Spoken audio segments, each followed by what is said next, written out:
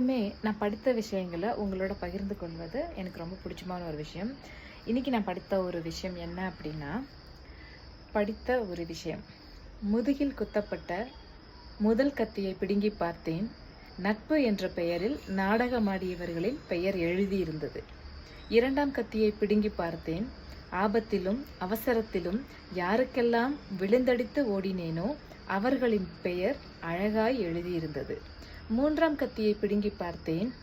யாரையெல்லாம் உயரத்திற்கு உயர்த்தி அழகு பார்த்தேனோ அவர்களின் முகத்திரை கிழிந்து தொங்கியபடியே இருந்தது.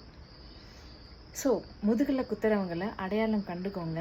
கண்டுக்கிட்டதுக்கப்புறம் கொஞ்சம் அவங்கக்கிட்ட இருந்து டிஸ்டன்ஸ் மெயின்டைன் பண்ணுங்கள். அவ்வளோதான், ரொம்ப சிம்பிள். இதுக்காகலாம் ரொம்ப மனசுடைஞ்சு போய் ரொம்ப கவலையெல்லாம் படாதீங்க. அவங்களுக்கு நம்ம கூட ட்ராவல் பண்ணுறதுக்கான தகுதி இல்லை அப்படிங்கிறத தெரிஞ்சுக்கிட்டாவே போதும். வாழ்க்கை வளமாகவும் அழகாகவும் இருக்கும். நன்றி.